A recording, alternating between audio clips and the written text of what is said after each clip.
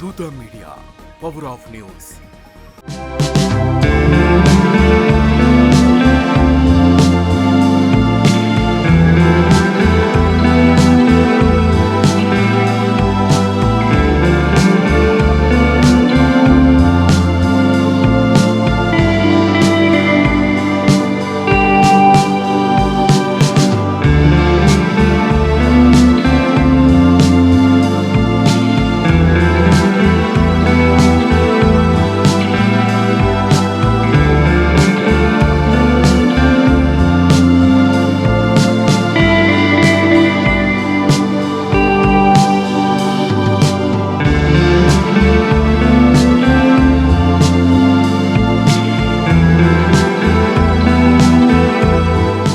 ముఖ్యమంత్రి గారు, తర్వాత చిరంజీవి గారు, తర్వాత సీఎం రమేష్ గారు, జూపల్లి కృష్ణారావు గారు, అందరికీ స్వాగతం. యాక్చువల్గా నాకు కొంచెం స్టేజ్ ఫియర్. నేను ఫస్ట్ టైం మాట్లాడుతున్నాను. అయిన తర్వాత ఇంతమంది పెద్దల ముందు మాట్లాడడం కొంచెం దీనిగా ఉంది. బట్ అల్టిమేట్గా సీఎం గారు వచ్చేసేసి గార్డెన్ విజిట్ చేయడం అనేది అసలు కళలో కూడా ఊహించలేదు నేను. అది యాక్చువల్గా ఇది నేను ఎంతో ఎంతో ఎంతో రుణపడి ఉన్నాను. యాక్చువల్గా అట్లాగే చిరంజీవి గారు, తర్వాత జూపల్లి కృష్ణారావు గారు, సీఎం రమేష్ గారు, తర్వాత లోకల్ ఎమ్మెల్యే గారు, ఎంపీ గారు, తర్వాత అందరు పెద్దలు వచ్చేసేసి ఇంతసేపు యాక్చువల్గా సీఎం గారు నాతో పాటు నడిచారు.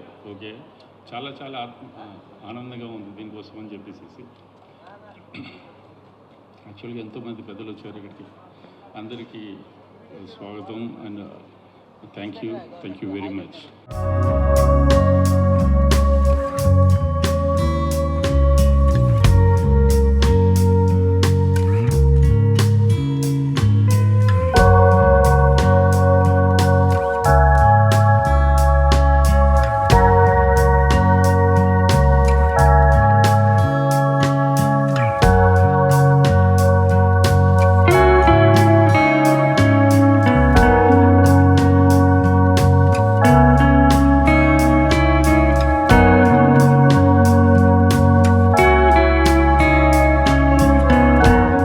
మిత్రులారా,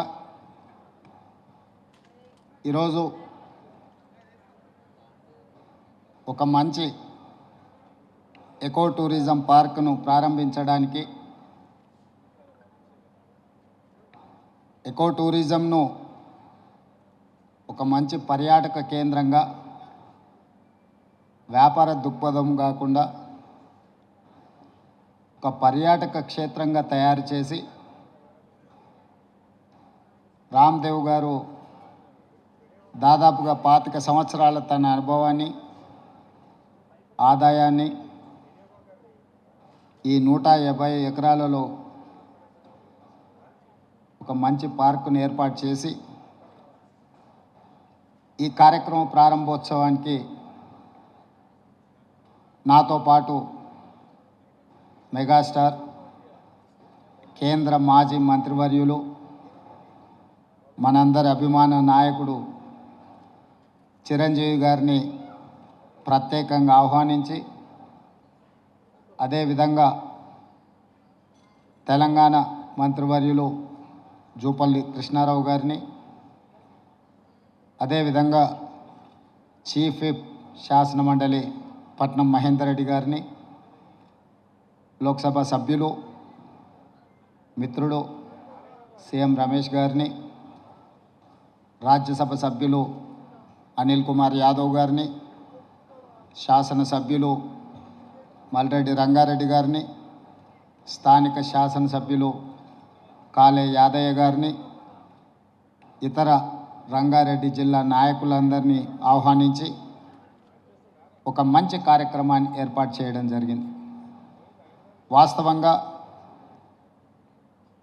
మా ప్రభుత్వం ఏర్పడ్డ తర్వాత అధికారులతో, మంత్రులతో చర్చించి తెలంగాణ రాష్ట్రం ఐటీ, ఫార్మా రంగాలలో రాణించడం, ఇన్ఫ్రాస్ట్రక్చర్ రంగాలలో దేశంలోనే ప్రముఖ సంస్థలు తెలంగాణ రాష్ట్రం నుంచి ఈరోజు నిర్మాణ రంగంలో రాణించినాయి.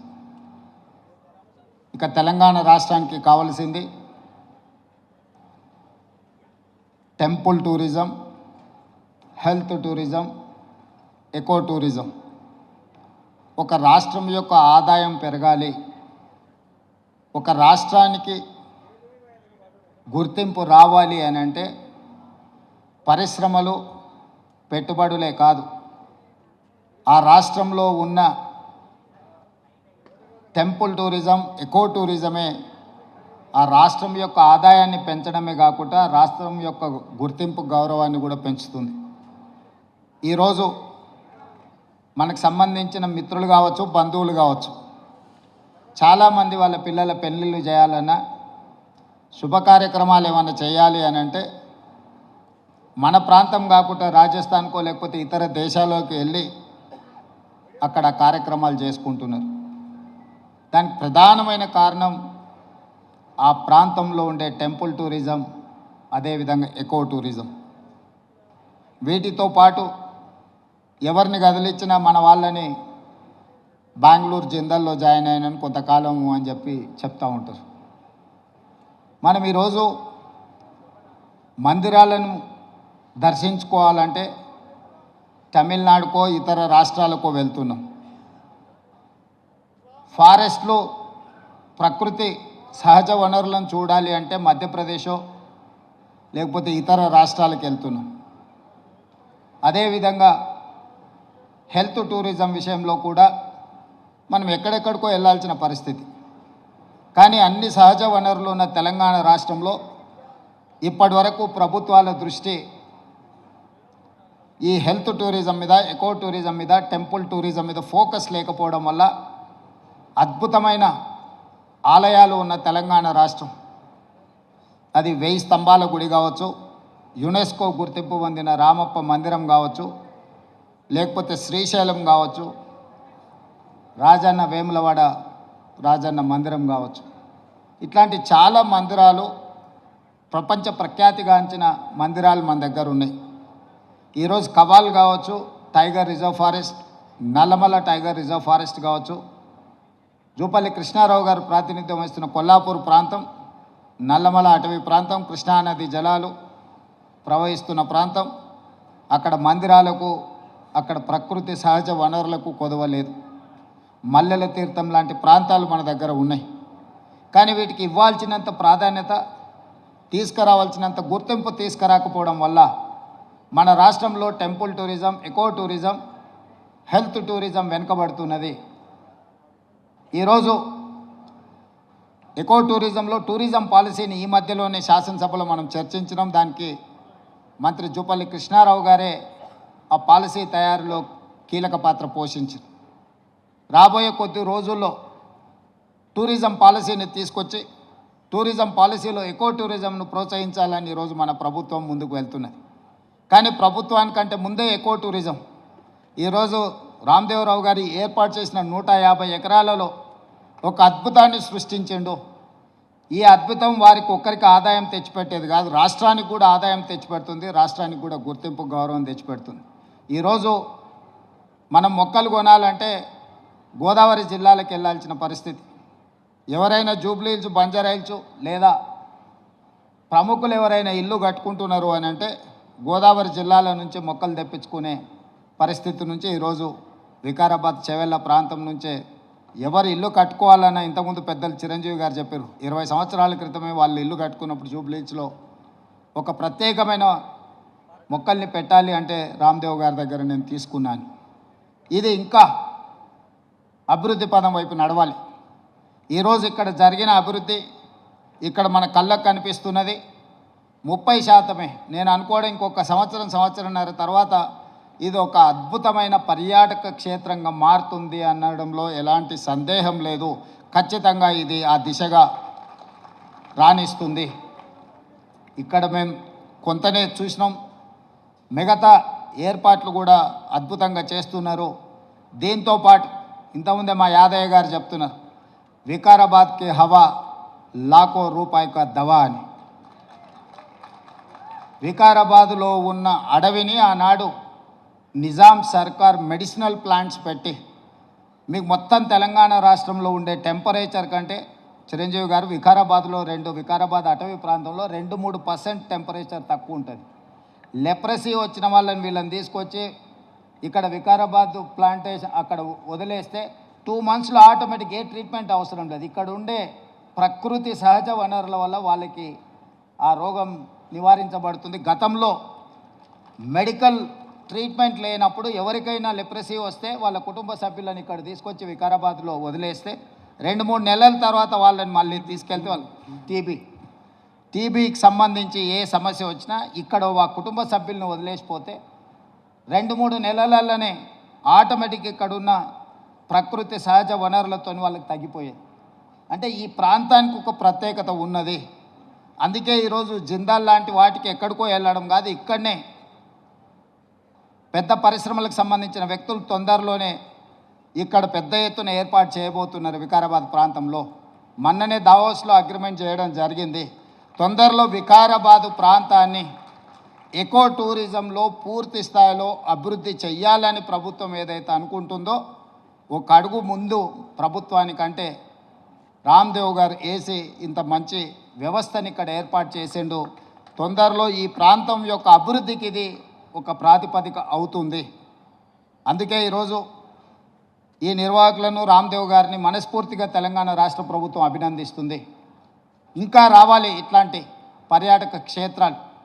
ఇదొక వ్యాపార కేంద్రంగా కాకుండా పర్యాటక క్షేత్రంగా కూడా రాణిస్తుంది అనడంలో ఎలాంటి సందేహం లేదు.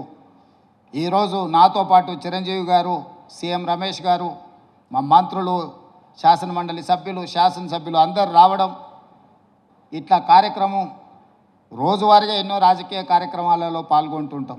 కానీ ఈ కార్యక్రమంలో పాల్గొనడానికి ఒక ప్రత్యేకత ఉన్నది. ఈ ప్రత్యేకత రాష్ట్రం యొక్క ఆలోచనకు అనుగుణంగా ఉన్నది. ఈరోజు రాష్ట్ర ప్రభుత్వం ఏదైతే ఎకో టూరిజం పాలసీలో ఇలాంటి పార్కులు మేము డెవలప్ చేయాలనుకుంటున్నామో రాబోయే రోజుల్లో ఖాళీ వరి పండించడమే కాదు, ఇతర కమర్షియల్ క్రాప్స్ వైపు ఈరోజు వనాలు, ప్రకృతి వనాలను పెంచడానికి కూడా రైతులను ప్రోత్సహించడానికి ప్రభుత్వం వైపు నుంచి ప్రణాళికలు ఉన్నాయి. వాళ్ళందరికీ కూడా ఇలాంటి వ్యాపార కేంద్రాలు ఉంటే రైతులు పెంచే మొక్కల్ని కొనుగోలు చేయడానికి అవకాశం ఉంటుంది. 1,000,000 మొక్కల్ని తెలంగాణ రాష్ట్ర ప్రభుత్వం పెట్టాలంటే ఎక్కడో ఒకడ గ్రామాల దగ్గర ఆ మొక్కలను పెంపడానికి క్షేత్రాలు ఇస్తున్నాం. కానీ 6 నెలలు సంవత్సరం పెంచితే అవి మేము నాటినప్పుడు 20-30% కంటే ఎక్కువ బ్రతకడం లేదు. అందుకే రాబోయే రోజుల్లో మా మంత్రి గారికి సూచన చేస్తున్నా, అదేవిధంగా ఫారెస్ట్ మినిస్టర్ గారికి కూడా నేను ఆదేశాలు ఇస్తా. 2-3 సంవత్సరాలు పెంచిన మొక్కల్ని తీసుకెళ్ళి నాటితే మొక్కలు బతకడానికి ఎక్కువ అవకాశం ఉంటుంది. కానీ మరి రైతు 2-3 సంవత్సరాల ఆదాయం లేకుండా ఉండాలి అని అంటే రైతు బ్రతకం కూడా కష్టమవుతుంది. అందుకే దానికి తగ్గట్టుగా ధర చెల్లించి రాష్ట్ర ప్రభుత్వమే కొనుగోలు చేసి రాష్ట్ర ప్రభుత్వం నాటే హరితహారం మొక్కల్ని 3 సంవత్సరాలు 4 సంవత్సరాలు పెంచిన పెద్ద మొక్కల్ని నాటితే అది ఒక్క సీజన్లో మనం కాపాడుకోగలిగితే చాలు, అది తప్పకుండా చెట్టుగా వృక్షంగా మారే అవకాశం ఉంటుంది.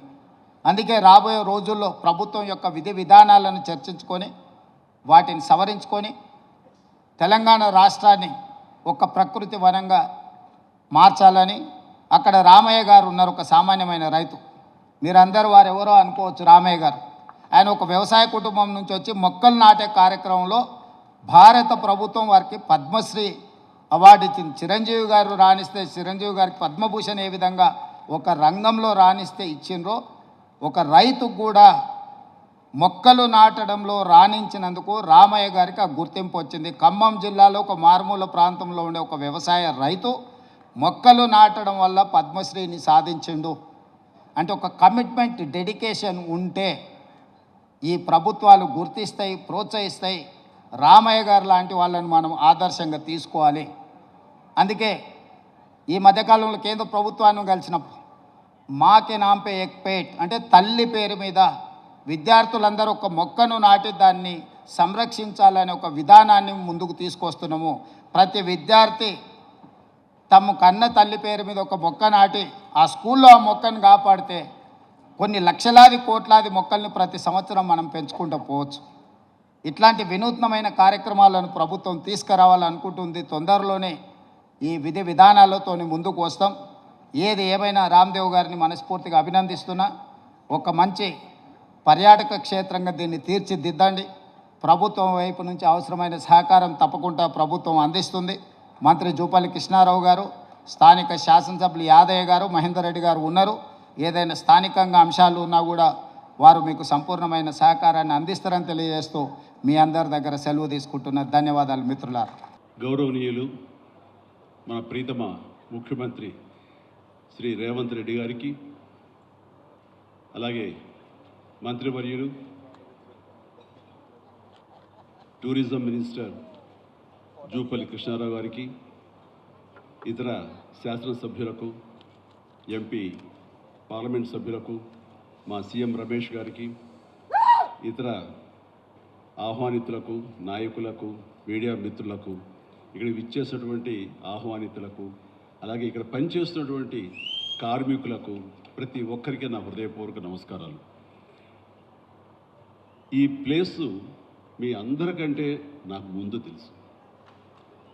2000 సంవత్సరంలో రామ్దేవ్ ఇది ప్రారంభించినప్పుడు ఇక్కడ కొన్ని మొక్కలు పాంప్లెట్ వేసి మా ఇంటికి తీసుకొచ్చి, మీరు ఇల్లు కడుతున్నారు, ఏదైనా ఉపయోగపడుతుంది చూడండి అంటే వెంటనే ఎంత ముచ్చరేసిందంటే, ఎప్పుడో విదేశాలకు వెళ్ళినప్పుడు ఇలాంటి మొక్కలు, ఇలాంటి కళాకృతులు, ఇలాంటి అద్భుతమైనటువంటి సజీవ శిల్పాలు, జీవ ఉన్నటువంటి ఇలాంటివి చూస్తుంటే ఇలాంటివి మనం తీసుకెళ్ళిపోతే బాగుండే, వాడ షిప్లో తీసుకెళ్తే బాగుండే అని అంత టెంప్ట్ అయ్యేవాడిని. అలాంటిది ఇక్కడ హైదరాబాదులో ఈ శివారుల్లో ఒకటి లభిస్తుందంటే కనుక చాలా ఆనందంగా ఉంటుంది. రామ్దేవ్ ఫస్ట్ ఆఫ్ ఆల్ నేను కూర్చున్న చోట బయట కనపడకుండా నాకు ఏదైనా ఫెన్సింగ్ లాగా ఉండాలి, అలాగే గుబురుగా ఉండకూడదు. అంటే అక్కడ చక్కగా కొమ్మల్ని ఒక ఫెన్సింగ్ లాగా అల్లి పైన మాత్రం గ్రీన్ ఉండేలాగా పెద్ద స్క్రీన్ చేశాడు. అది ఇప్పుడు చూస్తుంటే కనుక ఎంత బాగుంటుందంటే, బయట నుంచి చూసేవాళ్ళు నేను జైల్లో ఉన్నట్టు ఉంటుంది, అన్ని కటకటాల్లా ఉంటుంది.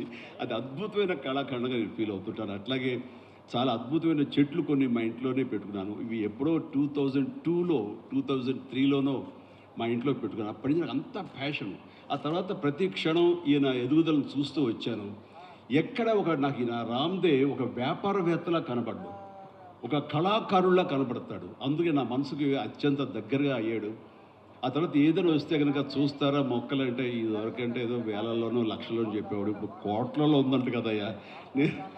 ఇప్పుడు నా సంపద అంతంత మాత్రమే ఉంది, కొనలేనేమో అన్నారు. కానీ చూడండి సార్, వస్తే మీరే టెంప్ట్ అవుతారు. ఇప్పుడు గౌరవ ముఖ్యమంత్రి గారితో పాటు అన్నీ వీక్షిస్తుంటే ఎంత టెంప్టింగ్ ఉందంటే, ఇవన్నీ మన ఇంట్లో పెట్టేసుకుంటే ఎంత బాగుంటుంది అనిపిస్తుంది. అంత అందంగా దీనికి కావాల్సిందండి వ్యాపార దృక్పథం కాదు, కళాకారుల హృదయం, కళా హృదయం ఉండాలి.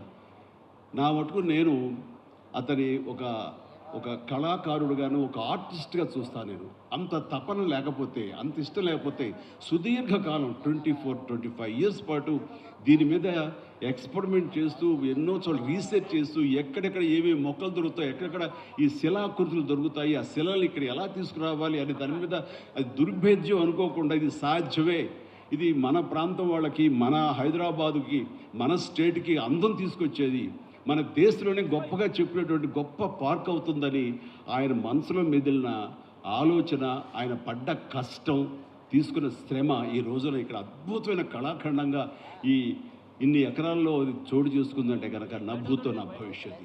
ఎవరైనా సరే అంత డబ్బులుంటే కనుక ఏం వ్యాపారం చేద్దాం, ఇంత స్థలం ఉంది కదా, దీన్ని ఎలా రియల్ ఎస్టేట్ చేద్దాం, దీన్ని ఏదో గవర్నమెంట్ వాళ్ళ మన్నలతో వాళ్ళ పర్మిషన్లతో తీసేసుకుని అక్కడ మనం మల్టీ స్టోరీ పెట్టుకుంటే ఆయన జీవితం కాదు కదా, తరతరాలుగా నిలిచిపోతాడు. అలా కాకుండా ఆయన కేవలం ఒక లోపల ప్యాషన్, చిన్నప్పటి నుంచి కాలేజీ రోజులో చదివే దగ్గర నుంచి, ఆర్ట్ కాలేజీలో చదువుతున్న దగ్గర నుంచి కూడా ఆయన మదిలో ఉన్నటువంటి ఆయన బ్రెయిన్ చైల్డ్, అలాంటి దాన్ని ఈ రోజున ఈ రూపం తీసుకొచ్చారంటే ప్రతి క్షణం ప్రతి కార్నర్ ముఖ్యమంత్రి గారు చూసి ఎంత ముచ్చటపడిపోతున్నారంటే అంత ఇంత కాదు. ఎలా చేశారు, ఇది ఎలాగొచ్చింది, అదాయాలు వచ్చింది ఆయన అడుగుతున్నారు. నేను కొన్ని అడుగుతున్నాను. అడిగి ఇది షూటింగ్స్కి ఇస్తారా రామ్దేవ్ అని అడిగితే, ఇస్తానండి కానీ ఫస్ట్ షూటింగ్ మీదైతే అని అన్నాడు. ఇప్పుడు నువ్వు ఆ మాట అన్నావు కదా, ఇప్పుడు కొత్తగా హీరోయిన్ని తీసుకొచ్చి ఆ అమ్మాయితో స్టెప్లు వేయాలంటే ఈ ఎండలో ఎలా ఉంటుందేమో తెలియదు, కానీ ఏదో చలికాలం అయినప్పుడు నెక్స్ట్ చలికాలం అయితే చేస్తారయ్యా అన్నారు. ఈలోగా వర్షాలు పడి ఇవన్నీ ఇంకొంచెం పచ్చగా ఉంటాయండి, 1 or 2 years లోపల ఇది అద్భుతంగా ఉంటుంది, కంటికి కనువింపుగా ఉంటుంది చెప్పేసి ఆయన చెప్తుంటే కనుక ఐ కుడ్ ఇమాజిన్ అట్లాగే ఇక్కడ వెడ్డింగ్ ప్లాన్ చేసుకోవచ్చు, వెడ్డింగ్స్ కానీ ఇతర రిసెప్షన్స్ కానివ్వండి, పలు ఈవెంట్స్, అలాగే ఐస్కి సంబంధించినటువంటి ఆ స్కేటింగ్ సంబంధించిన చేయాలని ఇలా ఎన్నెన్నో ప్లాన్స్ ఉన్నాయని అవన్నీ కూడా చేయగలడు. ఆ సామర్థ్యం ఉంది. అలాగే ప్రభుత్వం కూడా ఖచ్చితంగా సపోర్ట్ చేస్తారు. అందుకు సమాయుత్తమై ఉన్నారు ఆయన. అందుకనే ఎంతో బిజీగా ఉన్నారు సీఎం గారు. వాళ్ళు చూస్తే కనుక మనుషులు ఇంటి చుట్టూ ఉన్నారు. అవన్నీ పక్కకు పెట్టి, ప్రోగ్రామ్స్ అన్ని పక్కకు పెట్టి నిన్నటిదాకా ఆయన ఎలక్షన్ క్యాంపెయిన్ ఎక్కడో చేసి వేరే రాష్ట్రాల్లో వచ్చి రామ్దేవ్ మీద ఈ ప్లేస్ మీద ఎంతో ప్రేమ లేకపోతే, ఇలాంటి దాన్ని మనం ఎంకరేజ్ చేయాలి అన్న ఆయన ఉద్దేశం లేకపోతే ఇంత ఓపికగా ఈ ఎండ్లో ఆయన వచ్చేవారు కాదు. ఫస్ట్ ఆఫ్ ఆల్ ఆయన ఇక్కడికి వచ్చి దీన్ని ఎంకరేజ్ చేస్తున్నందుకు వారికి మనస్ఫూర్తిగా అభినందనలు తెలియజేస్తున్నాను ముఖ్యమంత్రి గారికి. ఎందుకంటే అలాంటి వాళ్ళు అనుకుంటేనే, వాళ్ళ కళ్ళలో పడితేనే, వాళ్ళు ఇంప్రెస్ అయితేనే దీనివల్ల ఎంతోమందికి ఉపాధి కలుగుతుంది, ఇది ఎంతోమందికి కరువిందు కలుగుతుంది. మరి ఎంతోమంది ఈ ప్లేస్ని వాళ్ళ ఈవెంట్స్కి ఉపయోగించుకుంటారు. తద్వారా టూరిజం పెరుగుతున్న ఉద్దేశంతో కూడా మన జూపల్లి కృష్ణారావు గారు దీన్ని ఎంకరేజ్ చేయడం కోసం సమాయత్తమై ఉన్నారు. అలా ప్రభుత్వ సహకారాలు దీనికి మెండుగా ఉంటాయని ఆశాభావం వ్యక్తం చేస్తూ, మీరు ఏదైతే కనుక ఊహించారో రామ్దేవ్, అది త్వరలో ఖచ్చితంగా అవుతుంది. ఇవి అద్భుతమైనటువంటి ఒక ల్యాండ్ మార్క్ అవుతుంది, ఒక కళాకృతి అవుతుంది. అది రాష్ట్రానికి వన్ని తీసుకొస్తుంది. హైదరాబాద్కి తలమానికంగా ఉంటుంది. ఒక హైదరాబాద్ ఒక ఇల్లు అనుకుంటే ఇంట్లో ఒక అద్భుతమైన పెయింటింగ్ పెట్టుకుంటే ఎంత బాగుంటుందో ఆ పెయింటింగ్ ఈ రోజున ఈ ఎక్స్పీరియన్స్ తోటి చెప్తున్నాను. This will be a beautiful piece of art. అందుకని మరొకసారి వారికి నా హృదయపూర్వక ధన్యవాదాలు, అభినందనలు తెలియజేస్తూ ఈ అవకాశం వచ్చినందుకు అండ్ సీఎం గారితో నేను ఈరోజు ఈ ప్రోగ్రాంలో పాల్గొన్నందుకు నా సంతోషాన్ని తెలియజేస్తూ all the very best. God bless.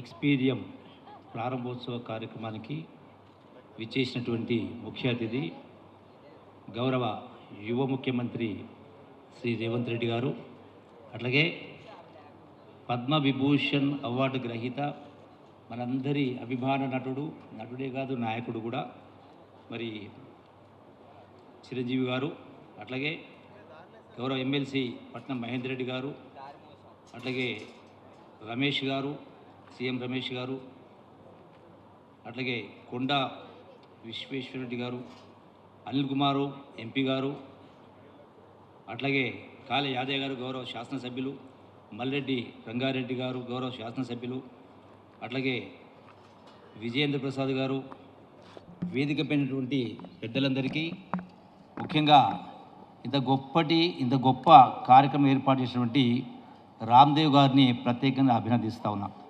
ఎందుకంటే ఈరోజు ఉన్నటువంటి ఆలోచన విధానంలో ఇంతకుముందు పెద్దలు చిరంజీవి గారు చెప్పారు, ఎట్లా సంపాదించాలో ఎంత సంపాదించాలో కాకుండా ఒక తపనతోటి గడచిన 25 సంవత్సరాల నుంచి ఒక గొప్పగా, అంటే పేరు నిలిచిపోయేలా, యావత్ ప్రపంచం కూడా ఇక్కడికి వచ్చి చూసిపోయేలా ఒక కళగని ఆ కళను సాకారం చేసే భాగంగా మరి సుదీర్ఘకాలంగా తపన పడుతూ ఈ యొక్క ఇంత గొప్ప కార్యక్రమాన్ని మనం చూస్తూ ఉన్నాం. Experium real is a great Experium అనేది. ఎందుకంటే ఈనాడు దేశానికే కాదు, ఇలా ప్రపంచానికే తలమానికంగా నిలిచేటువంటి ఈ గొప్ప ఎక్స్పీరియం. హైదరాబాద్ అంటే గుర్తొచ్చేది చారిత్రక కట్టడాలు, గొప్ప దేవాలయాలు, ప్రకృతి సంపద, వన సంపద, నీటి వనరులు, ఇవన్నీ కూడా మనం చూస్తూ ఉన్నాం. సో దీనికి తోడుగా ఈనాడు ఆకాశ హర్మ్యాలు కావచ్చు, రకరకాలు చూస్తూ ఉన్నాం. దీనికి ఈనాడు ఎక్స్పీరియం అనేది కూడా ఒక ఎకో పార్క్ లాగా మనకి వీటి సరసన చేరుతూ ఉంది. అట్లాగే హైదరాబాదుకు మరొక మణిహారంగా చెప్పవచ్చు. మనం ఎన్నో చూస్తూ ఉన్నాం. ఎందుకంటే తెలంగాణ రాష్ట్రానికి ఇది మళ్ళొక మణిహారంగా ఎన్నో ఉన్నాయి. ఇలా గోల్కొండ కోట ఉంది, చార్మినార్ ఉంది, గొప్ప కట్టడాలు ఉన్నాయి, ఇవన్నీ ఉన్నాయి. వీటి సరసన ఇది కూడా మనకి చేరింది ఈ రోజున.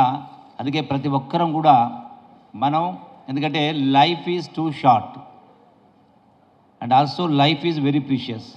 ప్రతి ఒక్కరం కూడా ఇటువంటి ప్రకృతి అందాలు కావచ్చు, ఇలాంటి ఎక్స్పీరియన్స్ లాంటివి కావచ్చు, రాష్ట్రంలో నలుమూలల్లో రకరకాల కట్టడాలు ఉన్నాయి, గొప్ప చారిత్రక కట్టడాలు ఉన్నాయి. అంటే వేల సంవత్సరాల నుంచి ఆనాటి మహనీయులు ఎంతో కష్టపడి నిర్మాణం చేసినటువంటివి. ఎందుకంటే మనం వీటిని చూసి తరించాలి, మళ్ళొక అవకాశం రాదు. కాబట్టి ఇలా ప్రతి మనిషి కూడా జీవితకాలంలో మిగతా ఎట్లయితే పాశ్చాత్యులు ఇలా అమెరికా లాంటి దేశం తీసుకుంటే వారానికి 2 రోజులు వాళ్ళ ఆట విడుపు గడుపుతారు. కనీసం మనం వారానికి 2 రోజులు కాకపోయినా కనీసం నెలకు 2 రోజులు, సంవత్సరానికి ఒక 10-15 రోజులు ఈ యొక్క టూరిజం పేరు మీద మొత్తం చూసి రావాలి, రకరకాలు చూసి రావాలి. దాంతో మనసుకు ఆహ్లాదమే కాకుండా మనకు ఒక ఆలోచన విధానం కూడా మారుతుంది. అంతేకాకుండా ఈ టూరిజం డెవలప్మెంట్ మూలాన ఇలాంటి కార్యక్రమం రావడం మూలాన ఎంతోమంది నిరుద్యోగ యువతకు కూడా ఉపాధి అవకాశాలు, ఉద్యోగ అవకాశాలు లభ్యమవుతాయి. కాబట్టి ప్రతి ఒక్కరం కూడా మనం ఆ యొక్క ఎట్లయితే మనం ఎక్స్పీరియన్స్ చూస్తూ ఉన్నామో యావత్ రాష్ట్రంలో కూడా ప్రతి ప్రాంతాన్ని కూడా చూడాలని చెప్పని ఈ వేదిక ద్వారా మరొకసారి విజ్ఞప్తి చేస్తూ ఇంత గొప్ప నిర్మాణాన్ని చేపట్టినటువంటి రామ్దేవ్ గారిని మరొకసారి ప్రత్యేకంగా అభినందిస్తూ సెలవు తీసుకుంటున్నాను. Thank you.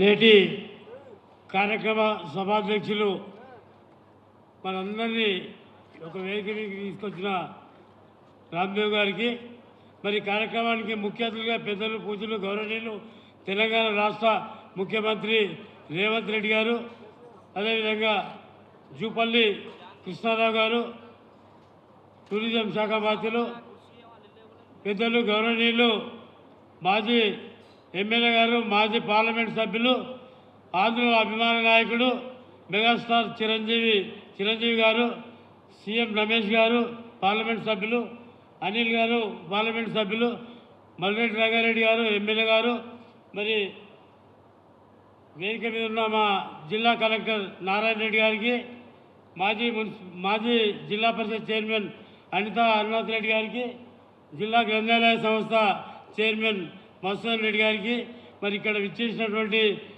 అందరికీ, వేదిక మీద ఉన్న పెద్దలకు అందరికీ, ఇక్కడ విచ్చేసిన ప్రతి ఒక్కరికి కూడా పేరు పేరున హృదయపూర్వక ధన్యవాదాలు. రామ్దేవ్ గారు మరి భారతదేశంలోనే నంబర్ 1గా ఈ యొక్క ప్రాంతాన్ని చేస్తున్నందుకు నిజంగా ఆయనకు హృదయపూర్వక ధన్యవాదాలు. ఎందుకంటే మనం 85 దేశాలు తిరిగి 25,000 చెట్లు తీసుకొచ్చి ఈ ప్రాంతాన్ని ఒక ఆహ్లాదకరమైన వాతావరణాన్ని సృష్టించడానికి ప్రయత్నం చేస్తున్నందుకు హృదయపూర్వక ధన్యవాదాలు.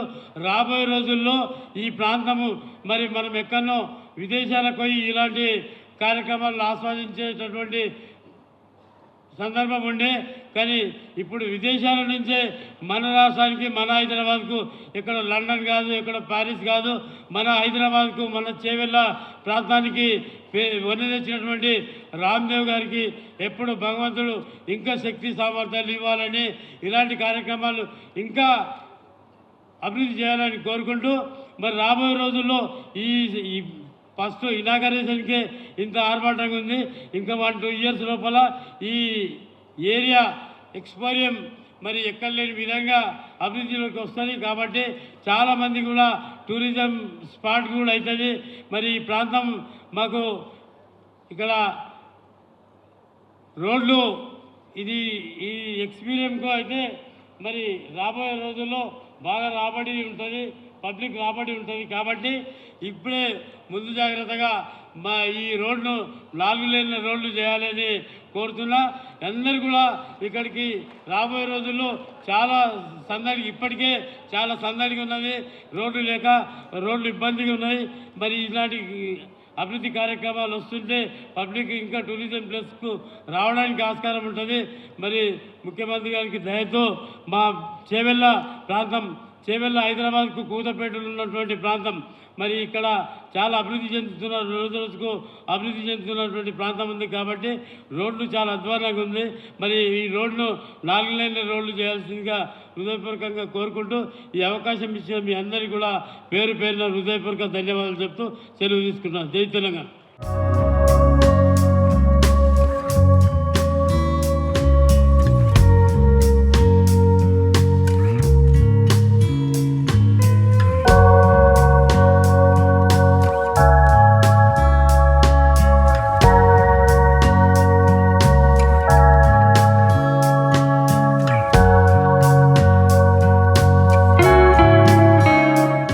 For more updates, please subscribe Duta Media.